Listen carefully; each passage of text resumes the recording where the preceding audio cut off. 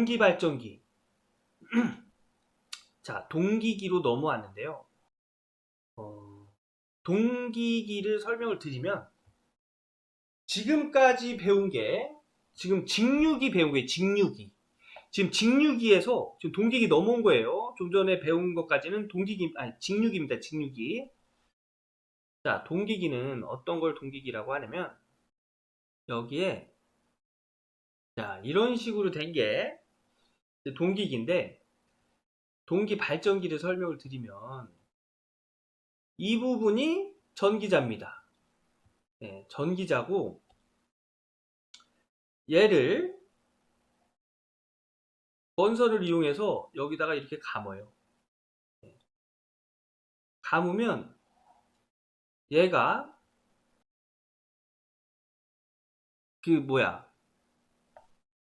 네, 전자석이 되겠죠. 전자석이 되면 이렇게 전기력선이 이렇게 생길 거예요. 그죠? 네. 이렇게 전기력선이 생길 겁니다. 이렇게 전기력선이 생기고 이 가운데다가 뭐 수력발전소에는 수차, 네, 수차, 뭐 화력발전소에는 증기터빈, 그 다음에 뭐 풍력발전소에는 여기 뭐 날개 이렇게 달아놓고 얘를 돌리면 얘가 돌아가겠죠. 얘가 돌면 자석도 같이 돌아요. 그죠? 자석도 같이 돌면 예, 얘네들이 전기자 권선이 가만히 있는데도 자속을 끊는 형태가 되겠죠. 직류발전기에서는 전기자 권선이 돌았어요. 근데 동기기에서는 이 자개가 돕니다. 자개가 돌아요. 네, 자속을 일으키는 부분이 돌아요. 그래서 이 전기자 권선이 전기자가 도는 발전기도 있다고 하는데 그 발전기를 회전 전기자형. 네, 지금 말씀드리는 방법은 회전 계자형, 계자 회전형 뭐 이렇게 얘기하더라고요. 근데 이런 형태의 발전기를 더 많이 사용하는 것 같아요. 네. 그래서 계자 회전형. 그래서 이렇게 도는 겁니다. 그래서 여기에 이 전기자에서 전기를 이렇게 만들어내는 거예요. 얘가 동기 발전기예요. 네, 동기 발전기. 지금 이거 배우는 거예요. 동기기. 좀 다르게 생겼죠? 자, 이게 동기 발전기에서 전기를 만들어내는 원리고요. 동기 발전기에서 중요한 건 뭐 이렇게 전기가 만들어낸다는 것도 중요하고 동기 속도. 이 동기 속도는 뭐냐면 계자의 속도를 의미합니다. 계자의 속도. 계자가 만들어낸 자속이 회전하는 속도라고 보시면 돼요. 계자가 만들어낸 자속의 속도. 네. 유도 기전력은 전기를 만들어내는 그 힘이겠죠. 이것도 암기해 두시고요. 요거 엄청 자주 나오는 문제죠. 분포권 계수. 요거는 꼭 암기를 해 두셔야 됩니다. 요거 동기 속도는 여기서는 그렇게 크게 다뤄지지가 않고요. 유도전동기에서 동기 속도 많이 다뤄지니까 그때 가서 좀 자세하게 말씀을 드리고요. 유기기전력은 이 공식은 변압기에서 나오는 공식이 변압기에서도 나오는 공식이에요. 근데 변압기에서 더 비중이 크게 다뤄지는 부분입니다. 동기 발전기에서는 이 분포권 계수 구하는 거 이게 중요한 겁니다. 이 Q가 매상 슬로스라고 해서 상수 곱하기 국수 곱하기 슬로스. 문제에서 상수 주고 국수 주고 슬로스를 줄 때도 있고 그냥 매상 슬로스가 뭐 몇이다 이렇게 줄 수도 있어요. M은 상수, 거진 뭐 3상 뭐 이렇게 되겠죠. 문제에서 3상, 뭐 6상 뭐 이렇게 나오는 거 그 상수가 되겠고요. N은 고조파 차수인데 뭐 3고조파, 4고조파 이런 건 안 나옵니다. 다 차수가 1고조파예요. 예. 지금까지 나온 문제들이 중에서는 뭐 몇 고조파 이런 게 없었다는 얘기입니다. 그래서 요 N은 뭐 특별히 신경 안 쓰셔도 됩니다. 그래서 요 공식 꼭 암기를 해 주셔야 됩니다. 요 중요한 공식이에요. 문제도 굉장히 많이 나왔죠. 네. 이런 식으로 문제 나오니까 여기서 또 하나 말씀드릴 게 여기서의 이 파이는 3.14가 아니라 180도입니다. 왜냐면 사인 뒤에 뭐가 오죠? 각도가 오지요. 그래서 이거 180도 3.14 구분하는 방법은 뭐냐면 이 파이가 사인, 코사인, 탄젠트 뒤에 붙으면 무조건 180도고요. 그냥 얘 혼자 달랑 있다. 그러면 그때는 진짜 3.14가 되는 거예요. 그런 식으로 구분을 해주시면 되겠습니다.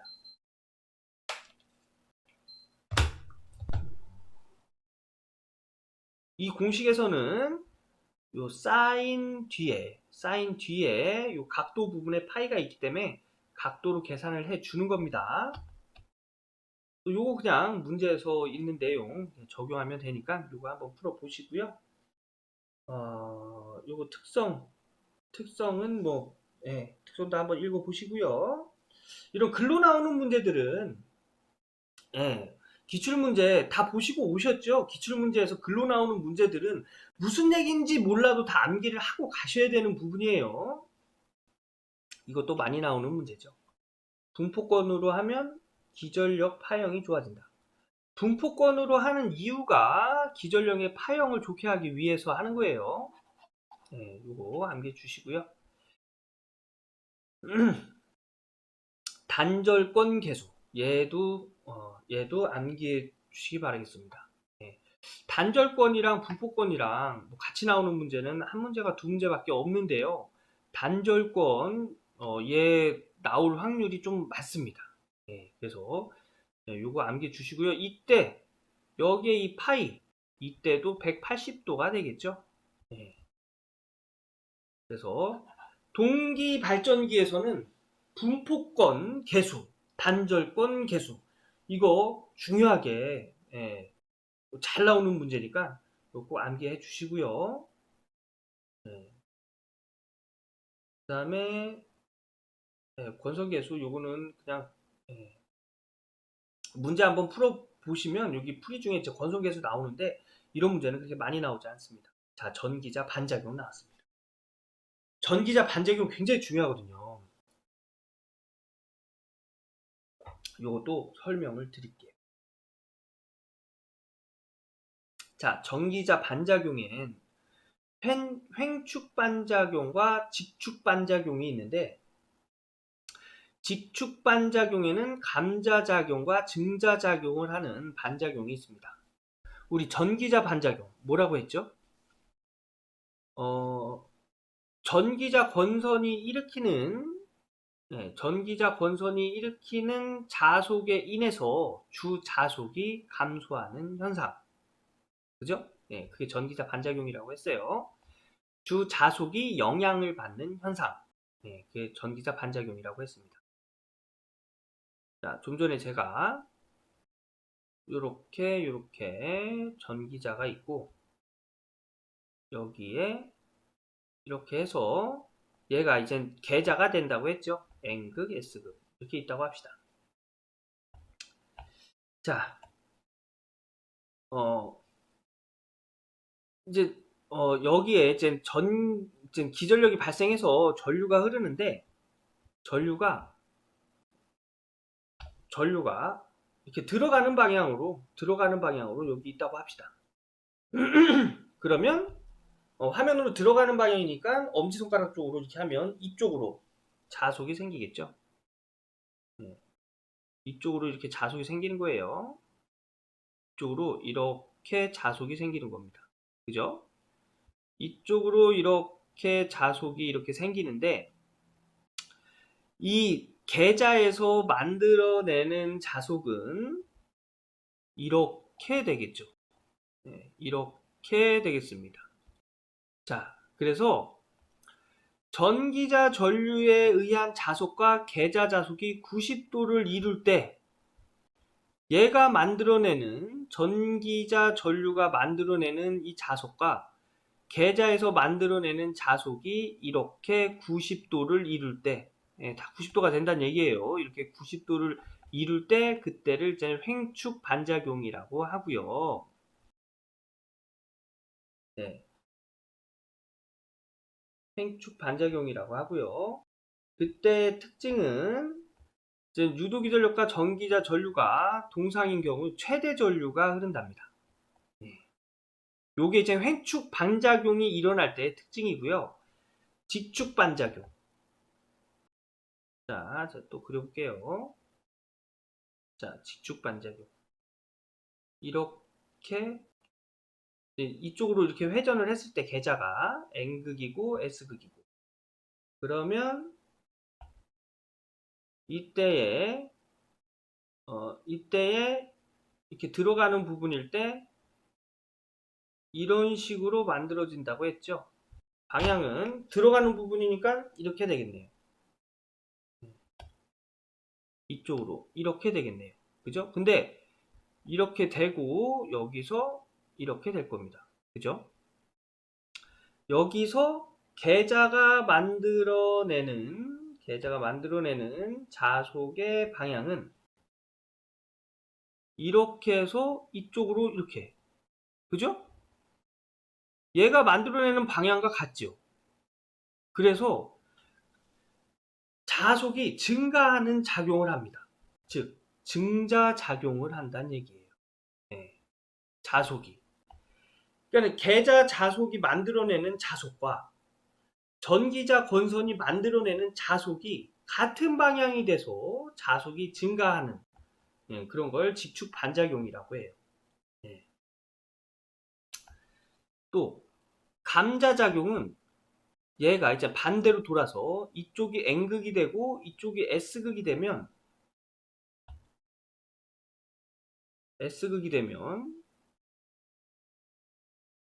반대 방향으로 이렇게 가겠죠. 이 전기자가 만들어내는 자속과 상쇄가 됩니다. 그래서 자속이 줄어들어요. 그것을 감자작용이라고 합니다. 네, 직축반작용. 네. 그래서 이 동기 발전기에서의 반작용은 이런 식으로 이렇게 나눠지고요. 이 반작용이 일어날 때에 나타나는 현상. 여기 안 적어놨네.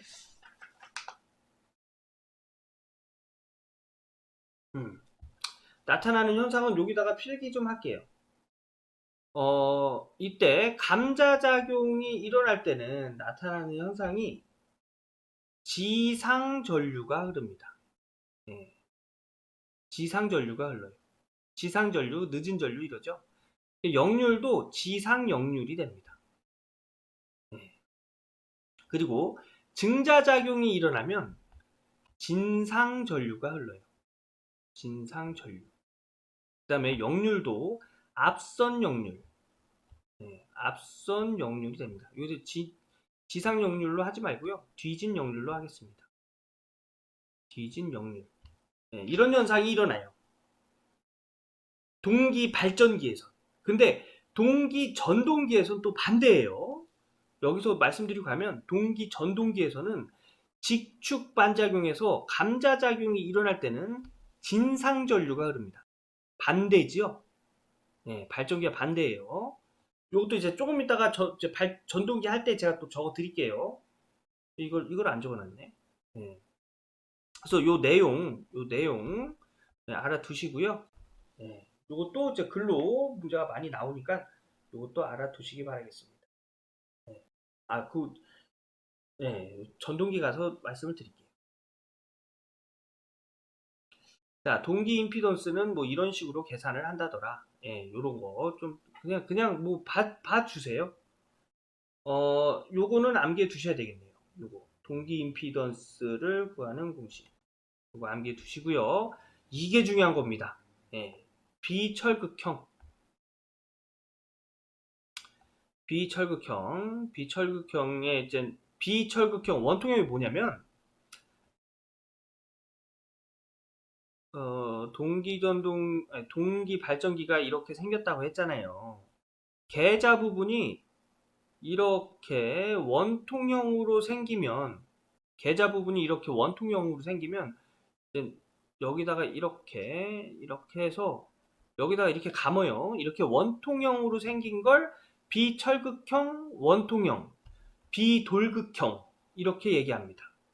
그리고 처음에 제가 지금까지 설명드렸던 거를 철극형, 돌극형 이렇게 얘기하는 거예요. 이렇게 생긴 걸 돌극형, 철극형이라고 합니다. 자, 뭐 이렇게 생긴 게 이렇게 생긴 건데 이게 중요한 게 아니고, 비철극형에서의 출력은 이렇게 된다는 거. 단상입니다. 단상에서 이렇게 되고, 삼상은 이런 식으로 구해진다는 거. 그냥 요거 암기하시면 됩니다. 삼상은 그냥 단상에다 3 곱해주는 거예요. 그리고 비철극형에서의 부하각, 요 부하각이 90도일 때 이때 최대 출력이 발생한다는 거. 요것도 암기해 주시기 바라겠습니다. 요것도 잘 나오는 내용이니까 그냥 암기하고 가는 거예요. 90도일 때 최대 출력 발생. 문제가 이렇게 나와요. 원통형 회전자를 가진 동기발전기는 부하각이 몇 도일 때 최대 출력을 낼 수 있냐? 90도. 이거 암기하고 가는 겁니다. 이번에는 철극형. 철극형은 이렇게 구해지는데, 이 철극형에서 중요한 건 이때는 부하각이 60도일 때 최대 출력이 발생한다는 거. 이게 중요한 겁니다. 그래서 요 밑에 있는 요 문제는 요거는 그냥 암기해 주세요. 돌극형일 때는 이렇게 되고 비돌극형일 땐 이렇게 된다는 거. 요 XD는 직축 동기 리액턴스, XQ는 횡축 동기 리액턴스라는 거. 요거 암기 두시기 바라겠습니다. 그냥 얘가 답이에요. 문제에서 돌극형을 물어보면은 얘랑 똑같이 생긴 거. 1번이 답이 되겠죠. 그리고 문제에서 비돌극형, 철극형 이런 걸 물어봤을 땐 이제 이렇게 두 개가 같다. 이게 답이 된다는 거. 돌극형이 철극형이죠. 돌극형이 철극형이고 비돌극형이 비철극형, 원통형이 되는 겁니다. 자, 이거 한번 풀어보시고요. 동기 임피던스 구하는 공식, 중요한 공식입니다. 여기서 주의해야 될 게, 요 P는 단위가 킬로볼트 암페어고, 요 V는 단위가 킬로볼트라는 거. 요거 중요한 거예요. 그 다음에 단락비.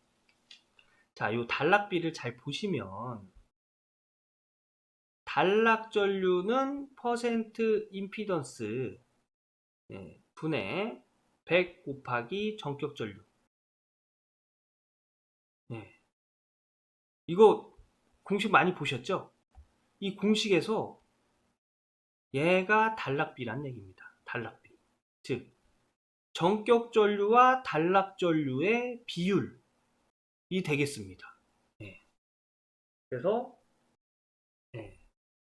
이렇게 된다는 거. 요게 조금 이해가 안 가시면 그냥 암기해 두시면 되겠습니다. 그래서 그냥 단락비를 이런 식으로 구해라 뭐 이런 문제는 나오진 않는데, 단락비라는 게 그냥 그냥 추상적으로만 이렇게 알고 계신 분들이 계셔서 요거 말씀드리려고 제가 설명을 드린 거예요.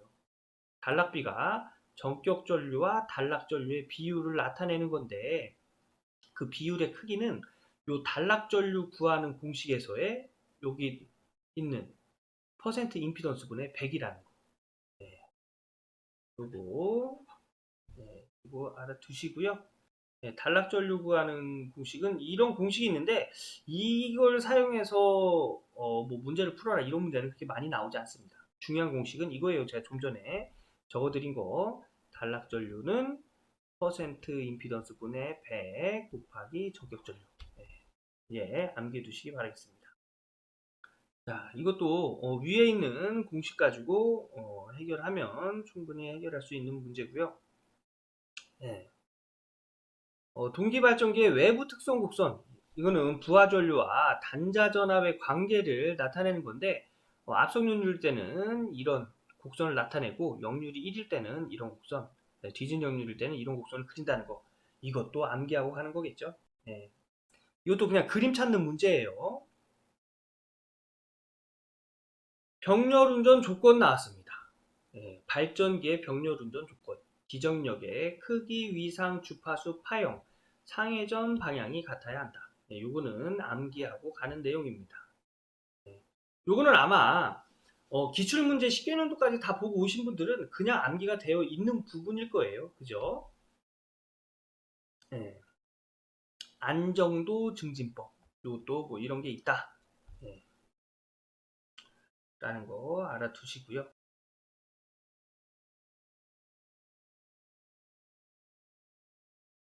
자, 여기서도 이제 단락비 나오잖아요.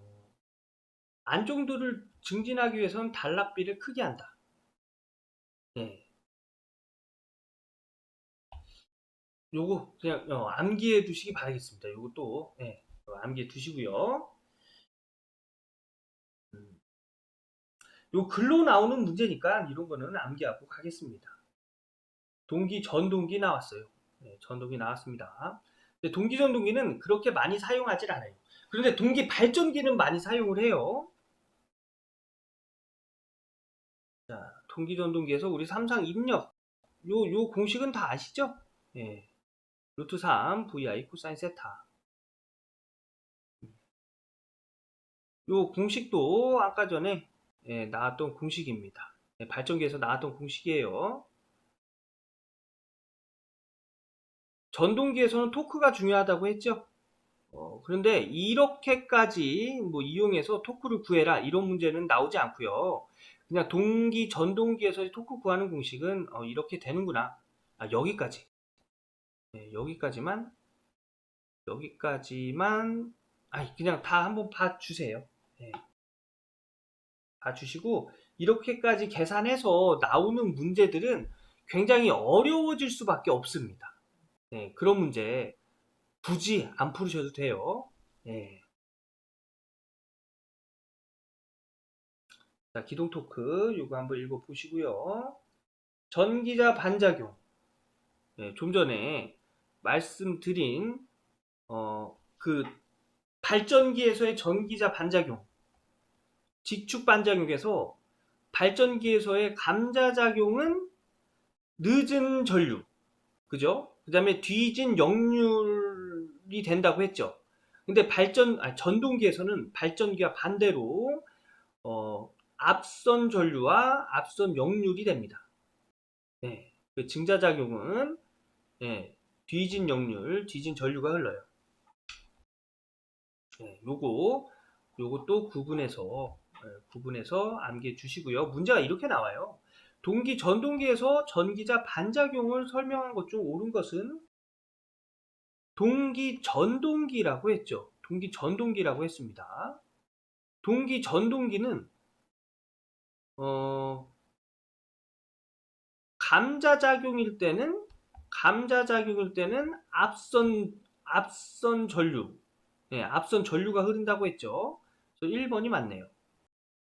감자작용일 때는 앞선 전류가 맞는데 여긴 뒤진 전류라고 했죠. 그래서 얘 틀린 거고요. 교차 자아작용이 아니라 앞선 전류가 흐를 땐 감자작용입니다. 뒤진 전류가 흐를 땐 증자작용이 되겠죠. 그래서 얘도 틀린 거예요. 그래서 답은 1번이 돼. 이런 식으로 나오니까 발전기와 전동기 구분해서 암기를 해 두셔야겠죠. 이 동기전동기 위상특성 곡선 굉장히 중요한 겁니다. 요거 전력에서 동기 조상기에서 나왔죠. 동기 조상기에서 나왔어요. 자, 동기 전동기의 위상특성 곡선은 요 계자전류와 전기자전류의 관계를 나타내는 건데 코사인 세타가 1인 지점을 중심으로 해서 계자전류의 전류를 적게 흘려주면 그걸 부종 여자한다 이렇게 얘기하거든요. 계자전류를 적게 흘려주면 전류는 지상전류, 늦은 전류, 뒤진 역률이 됩니다. 뒤진 역률. 이거 적어 놓을게요.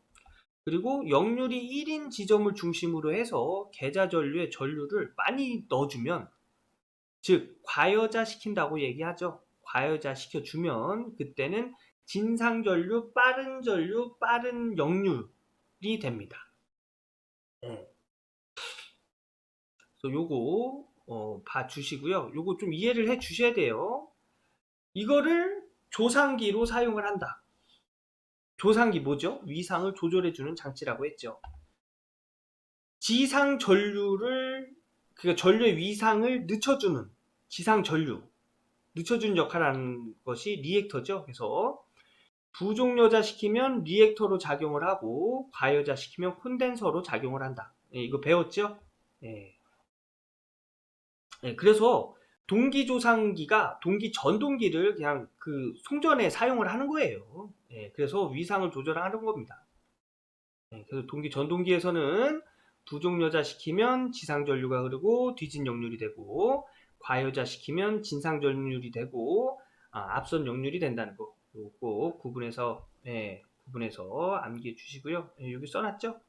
과여자 시키면 콘덴서로 작용, 부종여자 시키면 리액터로 작용한다는 거.